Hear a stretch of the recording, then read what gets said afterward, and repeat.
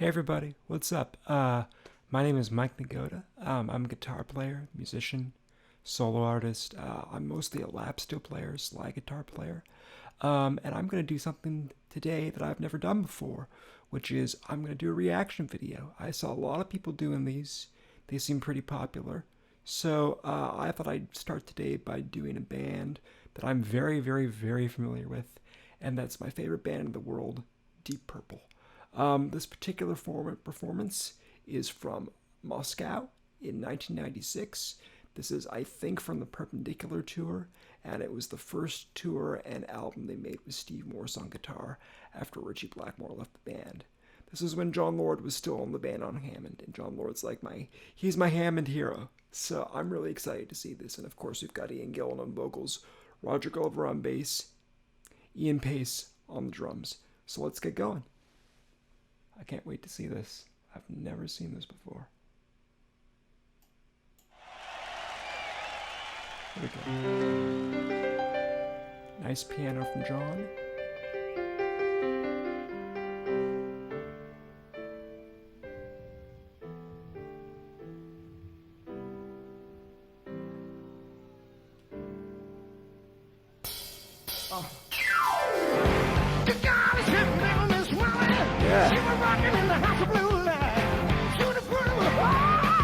Oh, Ian.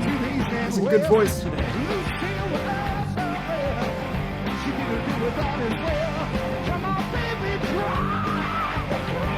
Yeah.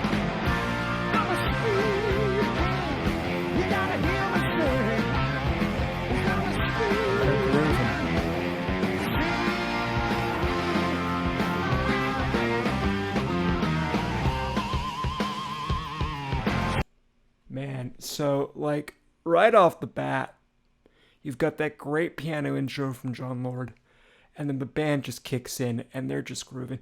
Ian Gillan is in really, really, really good voice here. He's hitting those screams really well. And I mean, I think by the time he was doing this tour, he was like in his 30s or probably his 40s. So, I mean, good on him, man.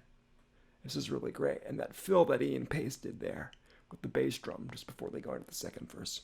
Killer stuff. And I mean, Steve and John and Roger, they're all just grooving. This is great musicianship. Great hard rock. Nice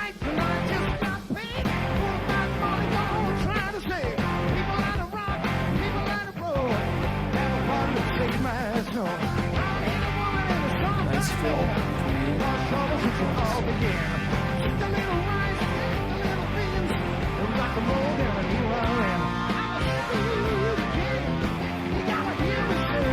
I love that riff in the chorus. Classic.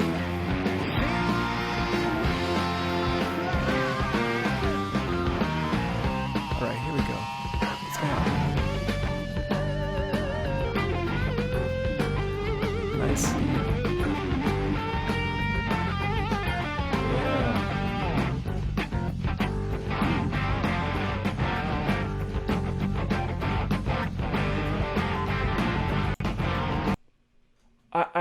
I really like how, I mean, Steve Morse is known for very fast technical playing, but I really like how he's really going with the groove and really focusing on melody there. And he's also riffing too, right? And he's, kind of getting the percussiveness in his playing. It's really nice to see. I think Steve and John are going to get into a little duel here. So let's see.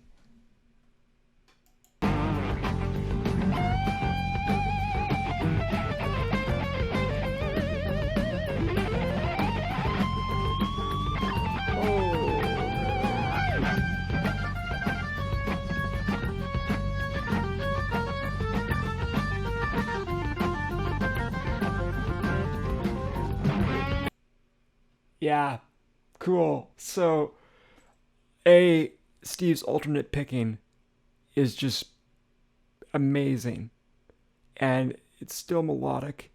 I really love how John answers him, and they're really playing off of each other. I think Steve is more focusing on like melody and scales. John tends to have a lot of like arpeggios and broken chords in his playing, by which I mean he's um, sort of outlining chords as he goes, the notes within chords, to make melodies, which is really cool. And they both complement each other really well. It's like they've got this almost near psychic link going between the two of them. It's hard to get when you're a musician. I know I've had it with a couple people in my life, but it's hard to find. When you find it, you don't want to let it go.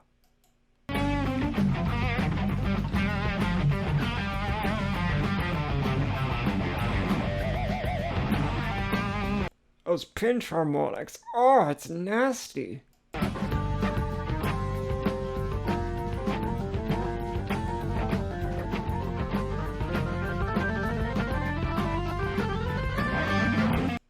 Okay, I know I'm stopping starting, but I want to point out some cool things.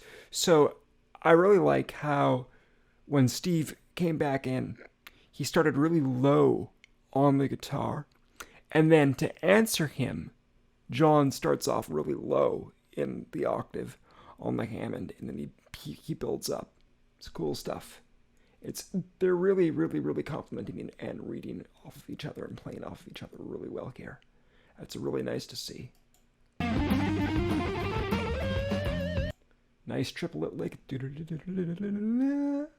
see what John does.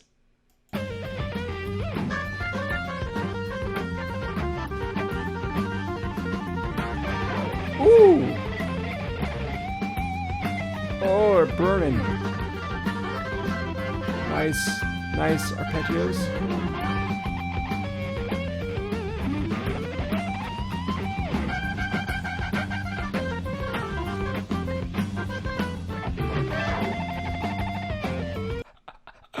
That's a cheeky little lick from John.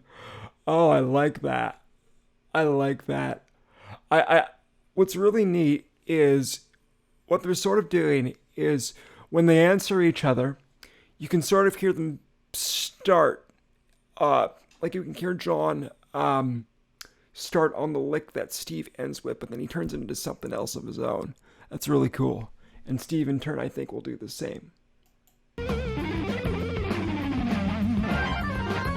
Yep.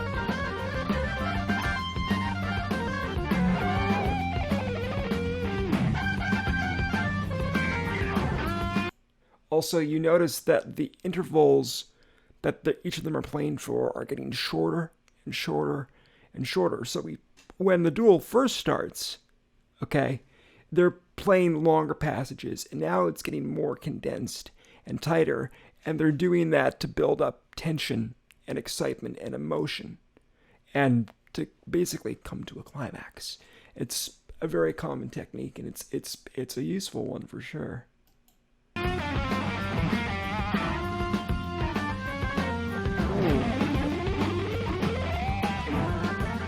Haha, let's do back. Yeah.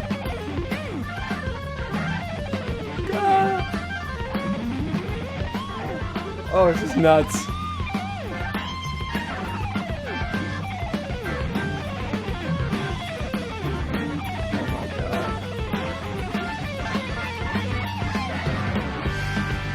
Oh my god.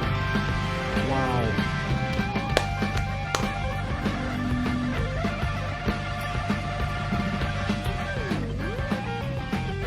We're still going.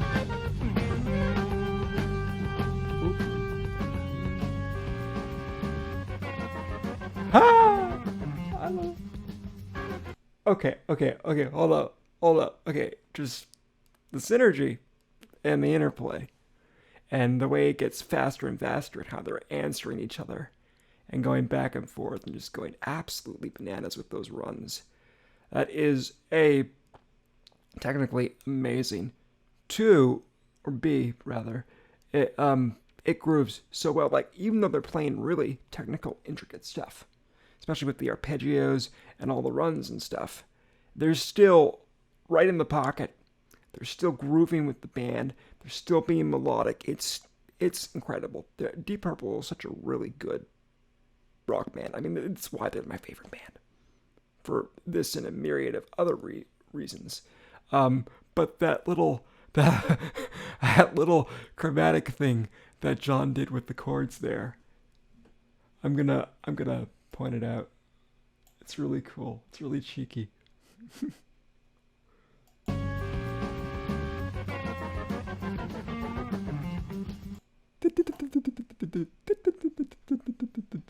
I love that. I love that. Let's keep going. Yeah. Well,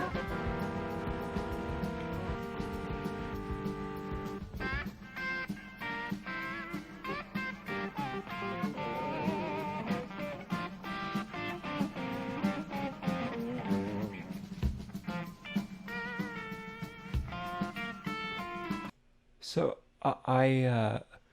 what's really neat is that now that they've gone from hard rock and kind of almost metal with Steve's sound, I really love how now Steve is now leading into his country roots and doing a lot of those country bends and pedal steel type bends as a slide player. I love all that stuff. I like it. I really like his clean tone. You notice how John is slowly backing off now to give Steve the spotlight.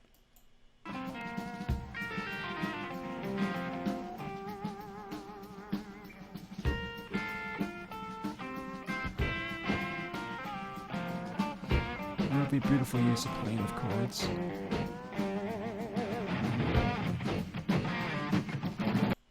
Okay, so one thing I want to point out here, what's really cool is what's going on with John and the rhythm he's doing on the keyboard and Ian Pace on the drums. So, like, I think when the tune kicked off, you've got this fairly standard rock beat, but now Ian Pace has kind of morphed it into this really sort of syncopated groovy. It almost kind of reminds me of maybe a semi sort of like, I don't know what you call it, but almost like a southern kind of groove. Maybe something out of like New Orleans, or I should say New Orleans. I really should say New Orleans. I forgive. Apologies to all the people from New Orleans. I am sorry I have mispronounced your fair city. But you hear Ian Pace is doing something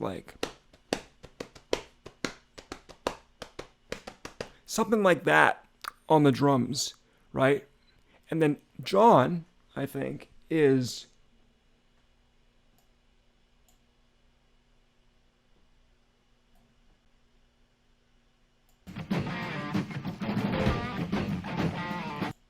he's accenting on the strong beat. So 1, 2, 3, 2, 4, 1, 2, 3, 2. It's a really, really cool groove.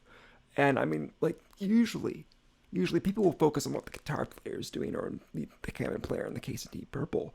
But what's really cool is whenever somebody's taking a solo, I always also like to watch what the rhythm section is doing behind the soloist. That is so important to making that solo stand out. The rhythm section in any band is the key to a good band, and Deep Purple is no exception because they've got one of the best in Roger Glover and Ian Pace. So, I cannot wait to see what's going to happen next.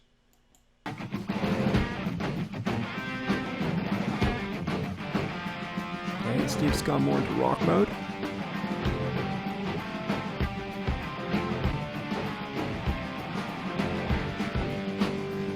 Yeah, John's little rhythmic figure on the keyboard is locking in with the bass drum there. Okay, quieting down. We're getting quiet. 1, 2, 3, 4, 1, 2, 3. Drum solo, all right.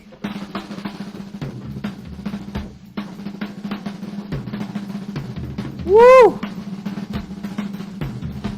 Ian, stop it before you hurt me. Good God.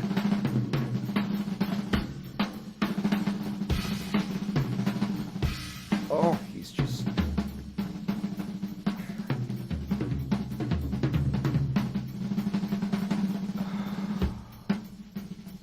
Oh my God.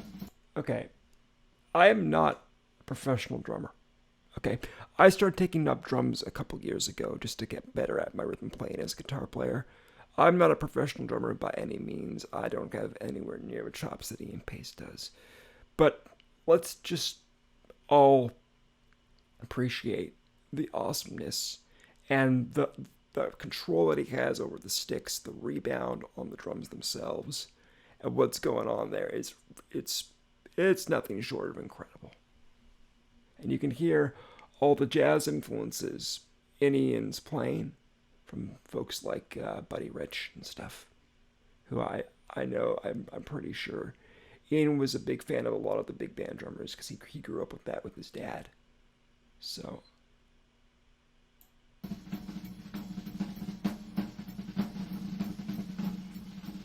Can you have little triplets he's throwing in there?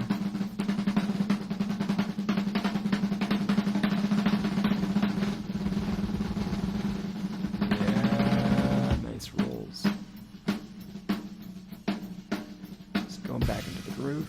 I like that. Like those accents on the crash.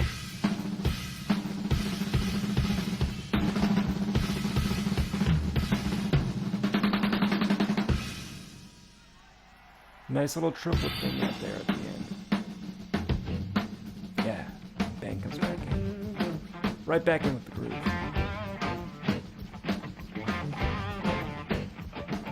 And there again, John is accenting with the bass drum.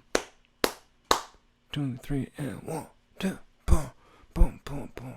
I don't know what that rhythm is. If any of you drummers can tell me what type of rhythm or groove it is that Ian is playing throughout this section here, leave a comment and let me know, because I would love to know what that groove is called. It is just killer. It is killer.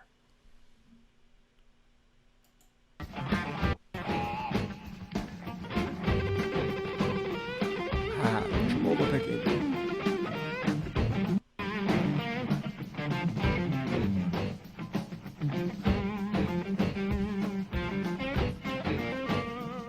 That melody from the original.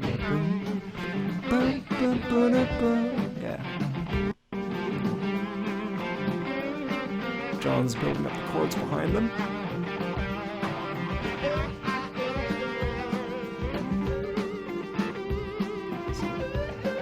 Now he is joining Steve, going up high.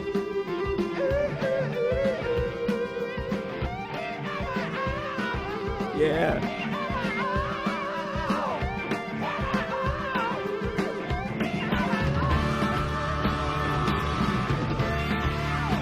What a scream! Wow!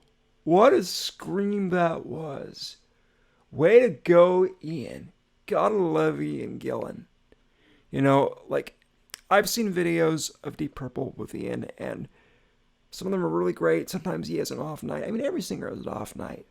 But right here, right now, he is on the money. Man, that was such a great scream. It wasn't even like a note. It was just this pure, like, passion. Let me just rewind that, and we can hear that again. And by the way, the melody that they were playing beforehand is the original melody that Richie Blackmore came up with. That's in the original tune on the studio recording. And by the way, this tune, if you don't know it, this is off of Deep Purple in Rock, which came out in 1970. Which was the first release of the classic Mark II lineup. And that lineup was Ian Gillan on vocals, Ian Pace on drums, Roger Glover on bass, John Lord on Hammond organ, and Richie Blackmore, the great Richie Blackmore, on electric guitar. But let's hear his scream again.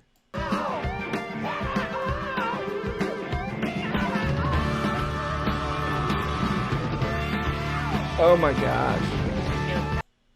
What, you know what? What note is that? Let's play a brief game. I've got my guitar here. I'll just take my lap steel out. I know this is it's not exactly a traditional lap steel. It's a Telecaster that's been converted into a lap steel, but what note is that? Okay, so that is a D5. So that's the D. That is a whole tone. It's a whole tone above a high C. And for male singers or people with low voices in general, that's pretty up there. Now, I know that when Ian started his career, he was a tenor at the very least. His range was off the charts. When you get a little bit older, like Ian is here, when you're in your 40s, your 50s, I'm not sure how old Ian was here, but he's definitely aging. And when you age, your voice goes down naturally as you get older. So for Ian to hit a D5 note, that's high for him still. That's the for those who know your intervals, that's a fifth. The song is in G. It's in the key of G. So that's a fifth above the G, which is above middle C. So that's still pretty high. I know in his prime, Ian could go much higher. Ian could actually go a fifth above that D5 and go and hit A5, a fifth above that, which is the A above high C, which is really high. If you want to hear a really great example of those high notes, go listen to Child in Time. In fact, I would recommend anybody, if you want to hear Ian Gillan in his prime, go listen to Child in Time off of Made in Japan, which is Deep Purple's best live album, in my opinion. And what Ian does vocally on there in his prime in like the early 70s is just, it's nothing short of amazing and incredible. But let's keep going. So he's hit that killer note, that killer scream. Now what? That's also a good Deep Purple record you guys should check out.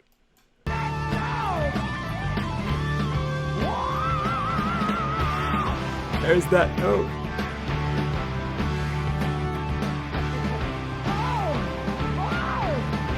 Alright.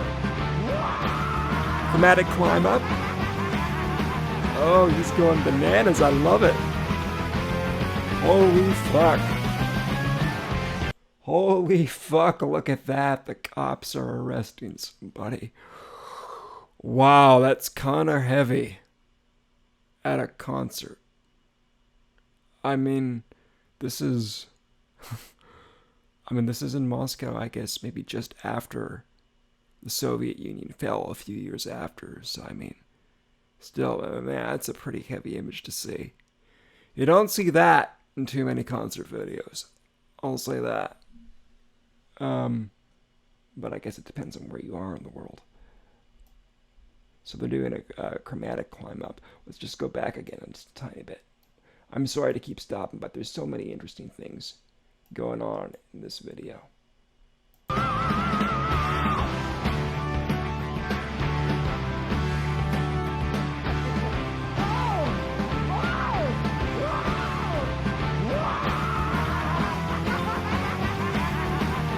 Yeah, he's good. He's into it.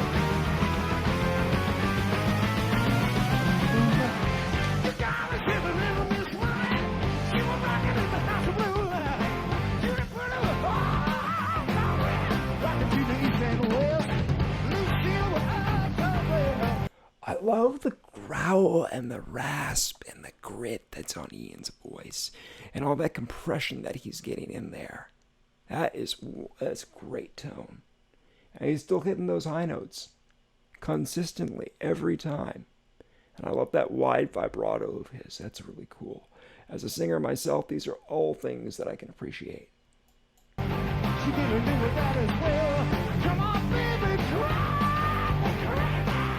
Oh, there's somebody hanging out behind the lights there.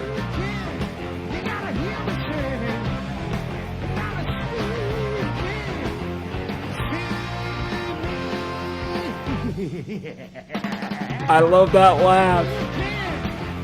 I love that laugh, that evil, low, maniacal laugh. Oh, that's great.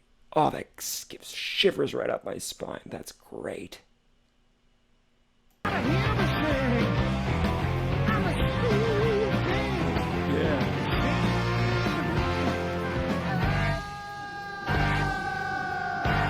Yeah. love that. Oh, at the end. So good. Just keeps going nuts on the guitar there. Oh, man.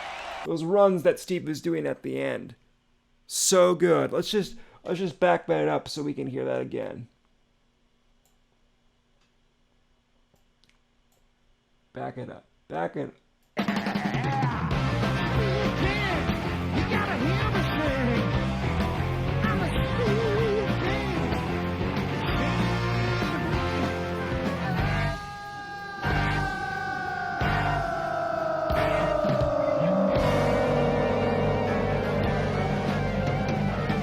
Listen to Steve. It's just burning. It's going nuts. Oh, I love that little lick at the end. It's so cool. Well, all right. What a performance. What a great performance. Just sum up, tight band, one of the tightest bands in the world. The groove that Ian Pace was laying down is just immaculate. And you've just got that great rhythm section in him and Roger Glover and John Lord. I mean, John is like a rhythm organ player, and we haven't even touched on the awesomeness that is John Lord. But we will in a future video. And you've got Steve Morse, who is a great guitar player. I'm going to be honest with you guys. I know there's a lot of diehard Deep Purple fans out there. And for most people, the classic Mark II lineup with Ritchie Blackmore is their favorite lineup. This lineup here with Steve and John, it's actually my favorite. And I know I'm in a small local minority, but for the live stuff, when Steve joined the band and Ritchie Blackmore left in '93, the band was like miserable. They were like feeling so dejected, I think, and they felt like they couldn't believe in themselves as musicians anymore. My understanding is that there was just so much fighting into the band that it really put them through a ringer. And they said that when Steve joined the band, he gave them their confidence and their back as musicians, and they felt like they could play again. And you can tell they're so happy here, just playing with each other, and it shows. It really shows in the music and the energy, because this was incredible. The interplay between John and Steve and that duel, man, it doesn't get much better than that. I've heard a couple performances of this tune from this tour.